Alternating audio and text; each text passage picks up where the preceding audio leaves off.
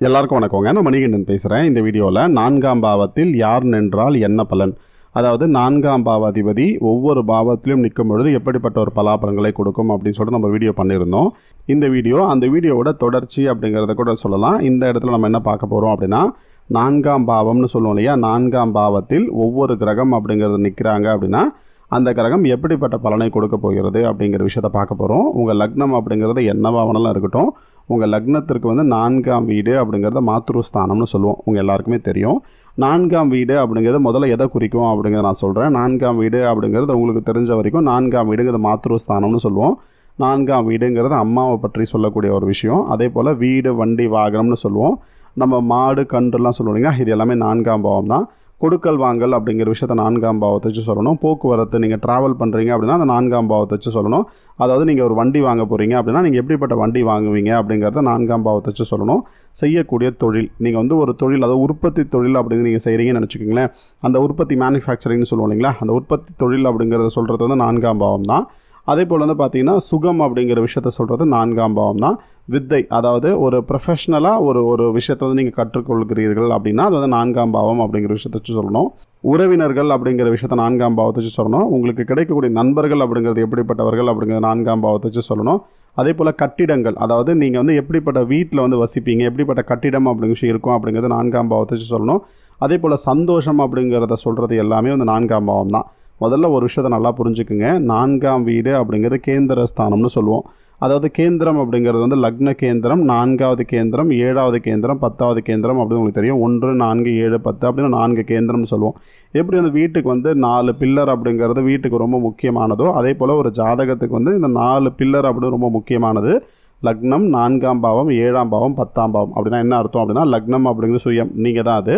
4ஆம் பாவம் அப்படிங்கிறது மாத்ரு, அதாவது அம்மாவை சொல்லுவோம். 7ஆம் பாவம் அப்படிங்கிறது மனைவி. 10 அப்படிங்கிறது தொழில். அப்போது ஒருத்தருடைய தனிப்பட்ட ஒரு ஜாதகருக்கு ஒன்று அவருடைய சுயமாக அவருடைய வாழ்க்கையில் ஒரு நல்ல ஒரு முன்னேற்றம், நல்ல ஒரு வளர்ச்சி அப்படி விஷயம் அவருக்கு கிடைக்கணும். இல்லைனா அவருடைய தாயாரால் அந்த ஜாதகருக்கு நல்ல ஒரு வளர்ச்சி அப்படிங்கிறது கிடைக்கணும். அப்படி இல்லைனா மனைவியால் அந்த ஜாதகருக்கு ஒரு பெரிய ஒரு வளர்ச்சி அப்படிங்கிறது கிடைக்கணும். அப்படின்னா அவரோட செய்யக்கூடிய தொழில்னால அவருக்கு ஒரு வளர்ச்சி அப்படி விஷயம் கிடைக்கணும். இந்த 4ம் ஒருத்தருக்கு தனிப்பட்ட முறையில் நல்லபடியாக அமைவது அப்படிது ஒரு மிகப்பெரிய ஒரு வரம் அப்படின்னே சொல்லலாம். அப்போ 4 விஷயமும் ஒருத்தருடைய ஜாதகம் நல்லபடியாக இருக்குமா அப்படின்னா அது ரொம்ப ரேர் சினாரியோ. அந்த மாதிரி ரேராக இருக்கக்கூடியவங்க நிச்சயமாக அந்த மாதிரி அமையும் அப்படிங்கிறத சொல்லலாம். ஆனால் 4 அப்படிங்கிறது கேந்திரம்னு சொல்லுவோம். 4 அப்படிங்கிறது தூண் அப்படின்னு சொல்லுவோம் இல்லையா, அந்த மாதிரி ஒரு பாவம் தான் 4ஆம் பாவம் அப்படிங்கிறது. இப்போ 4ஆம் பாவத்தில் சூரியன் இருக்கிறாரு அப்படின்னு நினச்சிக்கோங்களேன். இந்த 4ஆம் வீடு அப்படிங்கிற இடத்துல சூரியன் இருக்கிறாரு அப்படின்னா சூரியன் அப்படிங்கிறது 4ஆம் இடத்துல இருக்கும் பொழுது, அதாவது 4 அப்படின்னு அம்மாவோட வீடுன்னு சொல்லிட்டோம். அப்போ 4ஆம் இடத்துல சூரியன் அப்பா இருக்கிறாரு அப்படின்னா என்ன அர்த்தம்னா, அம்மாவோட ரோலை சேர்த்து அப்பா தான் ப்ளே பண்ண போகிறாரு அப்படின்னு அர்த்தம். அப்போ அம்மா உடம்பு முடியாமல் இருக்கிறதுக்கு வாய்ப்பு இருக்குது. அப்போ ஃபுல் ரெஸ்பான்சிபிலிட்டிஸ், அதாவது அம்மா இருந்து என்னெல்லாம் செய்யணுமோ அதை அப்பாவே செய்வார் அப்படிங்கிற சொல்லலாம். உணர்ச்சி வசப்படக்கூடிய ஒரு தன்மை அப்படி அந்த ஜாதகருக்கு இருக்கும் அப்படிங்கிற சொல்லலாம். அந்த ஜாதகர் எல்லா விஷயத்திலும் உணர்ச்சி வசப்படுவார் அப்படின்னு சொல்ல முடியும். அதே போல் தன் குடும்பத்தின் மேலே ரொம்ப அதிகமான அக்கறை அப்படிங்கிறத காட்டுறேன் அப்படின்னு சொல்லிட்டு அவர் நிறைய இடத்துல காம்ப்ளிகேஷன்ஸ் அப்படிங்கிறத கிரியேட் பண்ணுவார் அப்படின்னு சொல்லலாம். அந்த குடும்பத்தில் கூடிய எல்லா விஷயத்துலையுமே அவருடைய பங்களிப்பு, அவரோட தலையீடு அப்படி விஷயம் இருக்கும் அப்படின்னு சொல்ல முடியும். இதே 4ஆம் பாவத்தில் சந்திரன் இருக்கிறாரு அப்படின்னு நினச்சிக்கலாம். சந்திரன் அப்படிங்கிற 4ஆம் பாவத்தில் இருக்கிறாங்க, கேந்திர ஸ்தானம்னு சொல்லுவோம். அப்போ 4ஆம் பாவம் அப்படிங்கிறது காலபுருஷனுக்கு 4ஆம் வீடுங்கிறது சந்திரன் தான் இல்லையா. அப்போ 4ஆம் பாவத்தில் சந்திரன் இருக்குன்னா காரகோ பாவனாஸ்தின்னு சொல்கிறதுனால ஆரம்ப காலகட்டத்தில் வேணால் அம்மாவோட அன்பு, பாசம், அரவணைப்பு அப்படிங்கிறது எல்லாமே கிடைக்கும். ஆனால் போக போக அந்த மாதிரி கிடைக்கிறதுக்கான வாய்ப்புகள் ரொம்ப குறைவாக இருக்கும். அம்மாவோட பலம் அப்படி சற்று குறைவாகவே இருக்கும் அப்படி சொல்லலாம். அம்மா எல்லா விஷயத்துலையும் இன்டர்ஃபியர் பண்ணுவாங்க அப்படிங்கிற விஷயம் சொல்ல முடியும் அந்த ஜாதகருக்கு.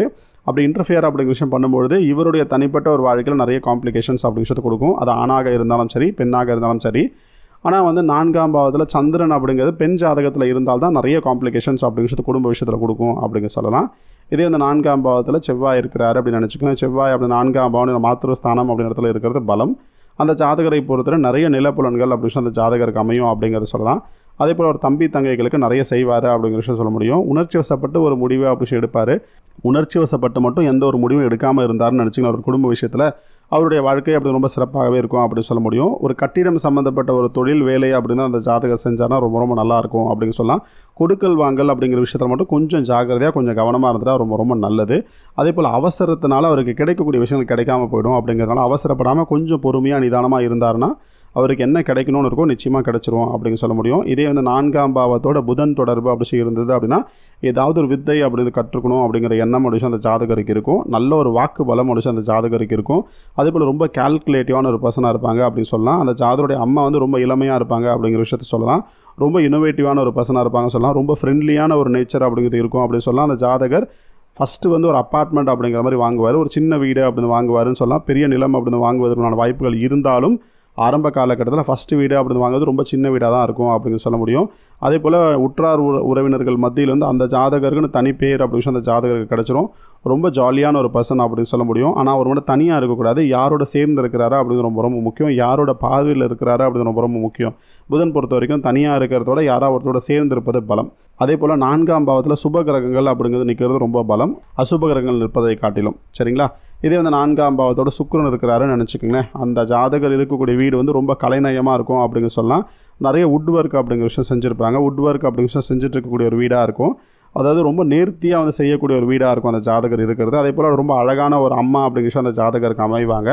அதே போல் அந்த ஜாதகரை பொறுத்தவரை அந்த ஜாதகர் வந்து பார்த்திங்கன்னா நல்ல ஒரு நாலேஜ் அப்படி அந்த ஜாதகருக்கு இருக்கும். நல்ல ஒரு சொகுசான வண்டி வாகனம் வாங்கணும் அப்படிங்கிற எண்ணம் இருக்கும். இந்த கார் பிரியர்னு சொல்லுவாங்க இல்லைங்களா, இந்த கார் அப்படிங்கிறது மேலே ஒரு மோகம் ஒரு விஷயம் இருக்குன்னு சொல்லுவாங்க. அந்த மாதிரி ஒரு பர்சனாக இருக்கிறது நிறைய சான்சஸ் இருக்குது. 4ஆம் பாவத்தோட சுக்கிரன் தொடர்பு அப்படி விஷயம் இருந்ததுன்னா அந்த ஜாதகர் ஒரு வண்டி வாகனம் மட்டும் வாங்கிட்டாருன்னு நினச்சிக்கிங்க. ஒரு நல்ல ஒரு லக்ஸூரியஸான ஒரு கார் அப்படிங்கிறது வாங்கிட்டாரு அப்படின்னா அந்த காரில் உட்காந்து போகும்பொழுது அவர் என்னமோ வந்து ஒரு பெரிய அவரோட சேரியட்டில் போகிற மாதிரி ஒரு ஃபீல் அப்படிங்கிறது அந்த ஜாதகருக்கு இருக்கும். அதன் பிறகு அவரோட லைஃப்பில் நிறைய மாற்றம் அப்படி விஷயம் வரும். இது ஆண்களாக இருந்தாலும் சரி, பெண்களாக இருந்தாலும் சரி. இதே வந்து 4ஆம் பாவத்தோட குரு இருக்கிறாருன்னு நினச்சிக்கிங்களேன். குரு இருக்கிறது 4ஆம் பாவத்தில் அவ்வளோ ஒரு நன்மையான விஷயம் கிடையாது. ஏன் அப்படின்னா குரு அப்படிங்கிறது அது வந்து பெண் ஜாதகமாக தான் நல்லாயிருக்கும். ஆண் ஜாதகமாக வந்து அவ்வளோ ஃபேவராக இருக்காது. பெண் ஜாதகமாக இருந்தால் நல்ல கணவர் அப்படி விஷயம் அந்த ஜாதகருக்கு அமைவார். நல்ல தொழில் அப்படி விஷயம் அந்த பெண்ணுக்கு அமையும். அதே போல் அந்த ஜாதகியை பொறுத்தவரை அந்த ஜாதகி வெளிநாட்டில் போய் வாழக்கூடிய ஒரு யோகம்லாம் அப்படி இருக்கும். ஃபினான்ஷியலாக ரொம்ப நல்லா இருப்பாங்க. கரெக்டாக வந்து அந்த குடும்பத்தை பார்த்து கொள்ளக்கூடிய ஒரு தன்மை அப்படி அந்த பெண்ணுக்கு இருக்கும்.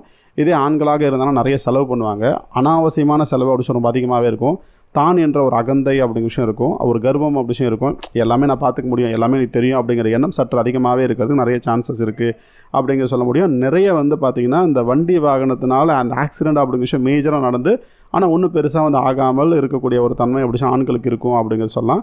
இதே வந்து 4ஆம் பாவத்தோட சனி தொடர்பு அப்படி இருக்குது அப்படின்னு நினச்சிக்கலாம். சனி அப்படி 4ஆம் பாவத்தில் இருக்கிறது ஆண்களுக்கும் சரி பெண்களுக்கும் சரி ஹெல்த் ரிலேட்டடான பிரச்சனையை வந்து ரொம்ப அதிகமாகவே கொடுக்கும் அப்படிங்க சொல்லலாம். பெண்கள் வந்து மெல்லிய தேகமுடையவர்களாக இருப்பாங்க அப்படிங்கிற விஷயத்தை சொல்ல முடியும். அதே போல் அவங்க வந்து பார்த்திங்கன்னா எப்பொழுதுமே வேலை உண்டு வீடு உண்டு அப்படிங்கிற எண்ணம் முடிச்சு அந்த ஜாதகருக்கு இருக்கும். எல்லாத்துலேயும் ரொம்ப ஸ்லோ ப்ராசஸாக இருக்கிறதுக்கு நிறைய சான்சஸ் இருக்குது அப்படிங்கிற சொல்ல முடியும். எந்த ஒரு வேலையை எடுத்தாலும் அந்த வேலையை வந்து கொஞ்சம் பொறுமையாக நிதானமாக செஞ்சாங்கன்னா நல்லாயிருக்கும். ஆனால் ஹெல்த்னால ரொம்ப கஷ்டப்படுவாங்க. அதிகமான செலவு அப்படிங்கிறத ஹாஸ்பிட்டலுக்காகவே கொடுப்பாங்க அப்படிங்கிற விஷயம் சொல்ல முடியும். 4ஆம் பாவத்தோட சனி தொடர்பு அப்படி இருந்ததுன்னா இப்போது நீங்கள் ரொம்ப முக்கியமாக வந்து பார்க்க வேண்டியது 4ஆம் இடத்துல அந்த கிரகத்துக்கு எந்த அளவுக்கு பலம் இருக்குது அப்படின்னு ரொம்ப முக்கியம். அந்த 4ஆம் பாவத்தில் கிரகங்கள் வந்து பலமாக இருந்தாங்கன்னா நல்ல பலன் அப்படிங்கிறது கொடுப்பாங்க. 4ஆம் பாவத்தில் அந்த கிரகம் வந்து நெகட்டிவாக இருந்ததுன்னா அது கெடு பலன் அப்படி விஷயம் கொடுப்பாங்க அப்படின்னு சொல்லலாம். உதாரணத்துக்கு நான் சொல்கிறேன். இப்போ வந்து மேஷ லக்னம் அப்படின்னு வச்சுக்கோங்களேன். மேஷ லக்னத்துக்கு 4ஆம் இடத்துல குரு இருக்கிறாரு அப்படின்னா குரு வந்து வலுத்திருக்கிறாரு அப்படிங்கிறது கேந்திரத்தில் இருக்கிறாரு அப்படின்னு அர்த்தம். அப்போ அது ஜாதகர் ரொம்ப ரொம்ப நல்லபடியாகவே இருக்கும். இதே வந்து நீங்கள் வந்து துலா லக்னமாக இருக்கீங்கன்னு வச்சுக்கோங்க. 4ஆம் இடத்துல குரு இருக்கிறாரு. அப்போ இதே பலனாக கிடையாது. ஏன் அப்படின்னா 4ஆம் இடத்துல வந்து குரு வந்து நீச்சம். அப்போ குரு அப்படி நீச்சமாக இருக்கிறாரு அப்படிங்கிறதுனால பலன்களை ஆப்போசிட்டாக செய்வார் அப்படிங்கிறத புரிஞ்சுக்குங்க. அதாவது ஒரு ஜாதகத்தில் அந்த கிரகம் அப்படிங்கிறது எந்த அளவுக்கு பலமாக இருக்குது அப்படிங்கிறத பொறுத்தும் அந்த பலன் அப்படி மாறுபடும் அப்படிங்கிறதையும் புரிஞ்சுக்குங்க. இப்போ 4ஆம் பாவத்தோட ராகு இருக்கிறாருன்னு நினச்சிக்கோங்க. 4ஆம் இடத்துல ராகு இருக்கிறது நன்மையான விஷயம் கிடையாது. அது வந்து ஆண்களுக்கும் சரி பெண்களுக்கும் சரி நிறைய பிரச்சனை அப்படி விஷயத்தை கொடுக்கும். கல்யாணத்துக்கு முன்னாடி தேவையில்லாத பிரச்சனை அப்படி வருவதற்கான நிறைய சான்சஸ் அப்படி இருக்குது. குடும்பத்தை விட்டு விலகி போகக்கூடிய சூழ்நிலை அப்படி இருக்கும். விரும்பி ஒரு பெண்ணை கல்யாணம் பண்ணிக்கிறதுக்கோ விரும்பி ஒரு ஆணை கல்யாணம் பண்ணிக்கிறதுக்கோ நிறைய சான்சஸ் இருக்குது. அந்த திருமண வாழ்க்கை அப்படிங்கிறது நிறைய காம்ப்ளிகேஷன்ஸ் அப்படி விஷயத்தை கொடுக்கும் அப்படின்னு சொல்லலாம். இதே வந்து கேது அப்படிங்கிறவர் இருக்கிறாரு அப்படின்னா எதன் மேலே ஒரு பெரிய ஒரு இன்ட்ரெஸ்ட் பெரிய ஒரு நாட்டம் முடிச்சு இருக்காது. அந்த ஜாதருடைய அம்மாவுக்கு வந்து ஹெல்த் ரிலேட்டடான ப்ராப்ளம் இருந்துகிட்டே இருக்கும். அதாவது இந்த குழந்தை பிறந்ததற்கு பிறகு யாருக்கு வந்து 4ஆம் பாவத்தில் கேது இருக்கிறாரோ அந்த ஜாதகர் பிறந்ததற்கு பிறகு அம்மாவுக்கு நிறைய ஹெல்த்தில் ப்ராப்ளம் முடிச்சு இருக்கும். அம்மா வந்து மாடாக உழைக்கக்கூடிய ஒரு தன்மை அப்படிச்சு அந்த குழந்தைகளுக்காக செய்வாங்க. ஆனால் அதை வந்து அந்த குழந்தைங்க வந்து புரிந்து கொள்வதற்குண்டான அந்த பாசிபிலிட்டிஸ் அப்படி ரொம்ப குறைவாகவே இருக்கும் அப்படிங்க சொல்ல முடியும். அதாவது ஒரு ஜாதகத்தை பொறுத்த வரைக்கும் ஒரு ஜாதகருக்கு ஒரே ஒரு கிரகம் மட்டும் ஒரு பெரிய ஒரு சேஞ்சஸ் அப்படிங்கிற விஷயத்தை கொடுக்காது அப்படின்னு புரிஞ்சுக்குங்க. ஒரு கிரகம் அப்படிங்கிறது தனிப்பட்ட முறையில் இருக்கும்பொழுது அந்த கிரகத்தோடு எந்த கிரகம் சேருது, எந்த கிரகம் அந்த கிரகத்தை பார்க்கிறது, எந்த வீடு, அந்த வீட்டில் அந்த கிரகத்தினோட நிலை என்ன அப்படிங்கிறதெல்லாம் பொறுத்து நம்ம அந்த விஷயத்தை சொல்லணும். இங்கே சொல்கிறது எல்லாமே பொதுவான பலன்கள் தான். இந்த வீடியோ உங்களுக்கு புரிஞ்சிருக்கும் அப்படின்னு நான் நம்புகிறேன். இந்த வீடியோ உங்களுக்கு பிடிச்சிருந்தா லைக் பண்ணுங்கள், உங்கள் மற்ற எல்லா நண்பர்களுக்கும் ஷேர் பண்ணுங்கள். இந்த சேனல் இது வரைக்கும் நீங்கள் சப்ஸ்கிரைப் பண்ணாமல் இருந்தால் மறக்காமல் சப்ஸ்கிரைப் பண்ணிக்கோங்க. இதே போல் பல சுவாரஸ்யமான விஷயத்தை நான் நிச்சயமாக உங்களோட ஷேர் பண்ணிக்கிறேன். இந்த வீடியோ பற்றின உங்களோட மேலான கருத்துக்களை கீழே இருக்கிற கமெண்ட் பாக்ஸில் தெரிவிங்க. உங்களோட ஒவ்வொரு கருத்துக்களும் எங்களுக்கு ரொம்ப ரொம்ப முக்கியம். நான் ஒரு 1500 வீடியோஸ்க்கு மேலே பண்ணியிருக்கேன். அதில் ரொம்ப முக்கியமான ஒரு 10-15 வீடியோ எடுத்து கீழே டிஸ்கிரிப்ஷனில் கொடுத்துருக்கேன். மறக்காமல் அந்த வீடியோ பாருங்கள். நிச்சயமாக உங்களுக்கு ரொம்ப உபயோகமாக இருக்கும். உங்களோட ஜாதகத்தை பற்றி தனிப்பட்ட முறையில் நீங்கள் தெரிஞ்சுக்கணும் அப்படின்னு விருப்பப்பட்டால் பின்னாடி ஸ்க்ரீனில் தெரிகிற நம்பருக்கு நீங்கள் எனக்கு கால் பண்ணலாம். என்னோட வாட்ஸ்அப் நம்பருக்கு கொடுத்துருக்கேன், எனக்கு வாட்ஸ்அப் பண்ணலாம். என்னோட இமெயில் ஐடியும் கொடுத்துருக்கேன், தாராளமாக நீங்கள் எனக்கு இமெயிலும் பண்ணலாம். என்னோட வாட்ஸ்அப் நம்பர் 9962410058. நன்றி, வணக்கம்.